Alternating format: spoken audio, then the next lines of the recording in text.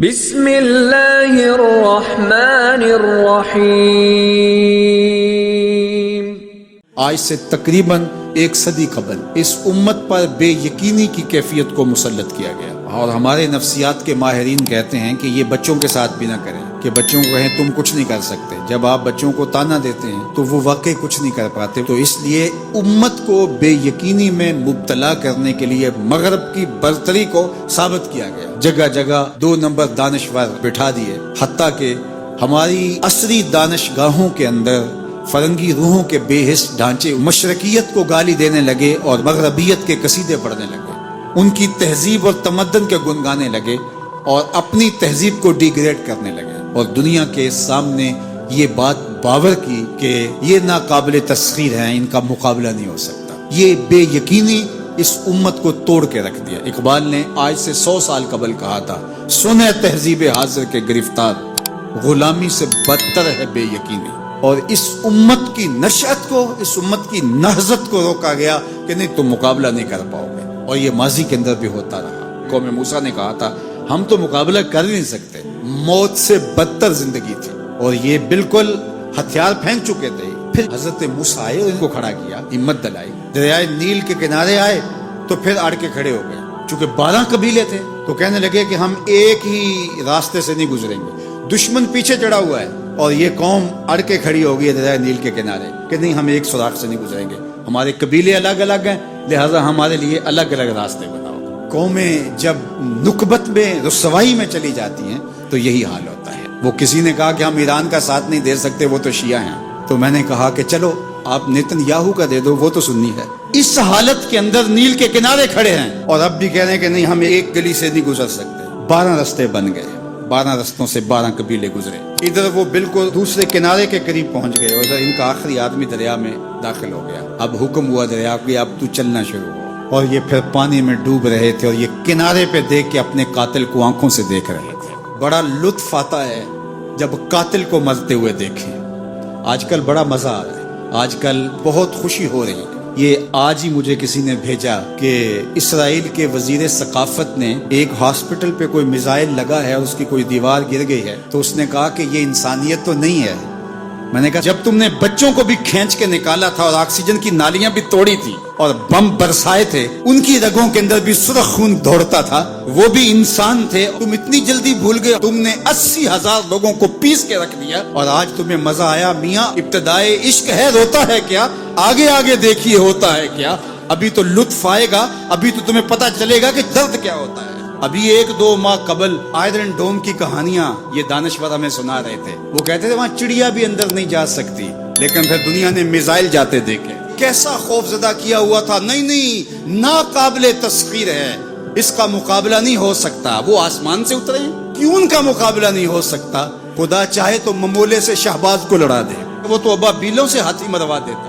تو اللہ جل شانہ کمزور نہیں ہوا، اس کی خفیہ تدبیریں ابھی ختم نہیں ہوئیں اور کبھی ختم نہیں ہوں گی۔ تم ایک چال چل رہے ہو اور وہ تمہیں چال میں پھنسا رہا ہے۔ میرے اللہ نے اس امت کے تنے نازک کے اندر زندگی کی لہریں پیدا کر دی ہیں اور ایک تموج پیدا ہو گیا ہے، اگرچہ آج بھی وہ فلسفہ، آج وہ دانشوری کا جعلی غلغلہ موجود ہے، آج بھی مایوسی کے نعرے لگائے جا رہے ہیں۔ 4 دن کی کہانی ہے، اس کے بعد آپ کو ایران کھنڈر بنا دکھائی دے گا، بن جائے کھنڈر، اس سے کوئی فرق نہیں پڑتا۔ جو پیغمبروں نے جنگیں لڑی ہیں اس کے نقصان پیغمبروں نے اٹھائے، اس سے کیا ہوتا ہے؟ تم کھنڈر کی بات کرتے تھو، کربلا کھنڈر نہیں بنا تھا، لیکن آج جھنڈے حسین کے جھول رہے ہیں، یزید کے تو نہیں جھول رہے۔ تو یہ کھنڈر اسرائیل بننے والا ہے، اسلام کا جھنڈا اونچا ہوگا۔ آل اسلام و یالو ولا یولا علیہ، اسلام سر بلند ہے، سر بلند رہے گا، اور شرق سے لے کر غرب تک جھنڈا میرے حضور کے نام کا لہراتا رہے گا۔ اس لیے ہمیں پوری قوت کے ساتھ ایران کے ساتھ کھڑا ہونا ہوگا۔ یہ ایران کی لڑائی نہیں ہے، یہ امت کی لڑائی ہے۔ یہ ان 80,000 بچوں کا، بوڑھوں کا، جوانوں کا بدلہ لینے کے لیے کھڑی ہوئی ہے امت، جن کو پیس دیا گیا، ان کے اوپر نوحہ بھی نہیں پڑنے دیا گیا، جن کو بھوک اور پیاس سے تڑپا تڑپا کے مارا گیا۔ آج ان بچوں کا بدلہ لیا جا رہا ہے جو انہوں نے اذیتیں دی، جو کچوکے دیے۔ اس منبر پہ بیٹھ کے ہم روتے رہے، ہماری خلوتیں، ہمارے حجرے آنسوں سے بھر گئے. ہم تو صدیوں سے روتے آ رہے ہیں جو ہمارے ساتھ ہوا. ہم نے اپنے بوڑھے باپ کو روتے ہوئے دیکھا اس امت کے لیے. ہم نے اپنے مشائخ اور اساتذہ کو روتے ہوئے دیکھا. یار یہ وقت ہے, کیوں مایوسی پھیلاتے ہو؟ کتاب ملت بیضا کی پھر شیرازہ بندی ہے کہ شاخ ہاشمی کرنے کو ہے پھر برگو ثمر پیدا. نوا پیرا ہوا ہے بلبل کہ ہو تیرے ترنم سے کبوتر کے تنے نازک میں شاہی کا جگر پیدا. انشاءاللہ یہ دن گنے جا چکے ہیں. مغرب سے قیادت مشرق کی جانب منتقل ہونے والی ہے. آپ چائنا کے صدر کا بیان پڑھیے, بصیرت اور حکمت سے بھرا ہوا وہ بیان تھا جس نے سینہ ٹھنڈا کر دیا. دنیا کی نظروں میں سب کچھ ہے, بس ایک آواز اٹھنی ہے اور دنیا کی نئی صف بندی ہوگی اور مغرب سے مشرق کی جانب قیادت منتقل ہو رہی ہے انشاءاللہ.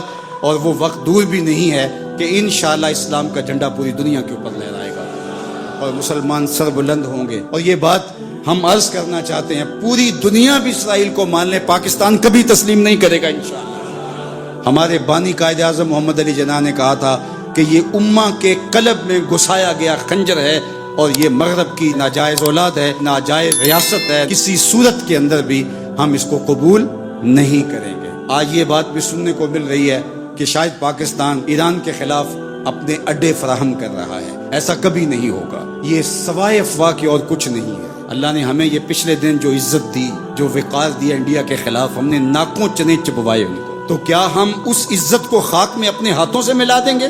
ہم اتنے گرے ہوئے ہیں کہ اپنے ہمسائے ملک کے مقابلے کے اندر ہم اڈے فراہم کر دیں گے؟ کیا ہماری غیرت اتنی بھی نہیں ہے؟ کبھی نہیں ہوگا انشاءاللہ. ہم ایران کے ساتھ کھڑے ہوں گے. کیسے کھڑے ہوں گے یہ ہمارے عسکری ماہرین کا تجربہ ہے کہ انہوں نے کیسے کھڑے ہونا ہے اور کس طرح ساتھ دینا ہے. ہم وہاں سے زخم لگائیں گے, تمہیں پتہ بھی نہیں چلے گا یہ تیر آیا کدھر سے ہے. انشاءاللہ تم چیخو گے لیکن تمہیں پتہ نہیں چل سکے گا کہ یہ پہنچا کیسے ہے, کس راستے آیا ہے. انشاءاللہ اب تمہارے رونے چیخنے کا دور شروع ہوا اور انشاءاللہ بیت المقدس ان قریب ایسے مرحلے میں پہنچے گا کہ ہم یہاں کہہ رہے ہوں گے کہ ہم بیت المقدس کے راستے مدینے جا رہے ہیں. انشاءاللہ بیت المقدس آزاد ہوگا اور ہم ایسے حج عمرے کریں گے کہ اللہ کے ایک گھر سے احرام باندھیں گے اور دوسرے گھر میں جا کے عمرہ کر کے اور حج کر کے کھولیں گے انشاءاللہ العزیز. وہ وقت جلد یا بدیر آنے والا ہے جو کہ الحق کو یالو ولا یولا الیہ, حق ہی سر بلند ہوگا. جلد یا بدیر اسلام نے ہی غالب آنا ہے اور انشاءاللہ وہ آ کے رہے گا.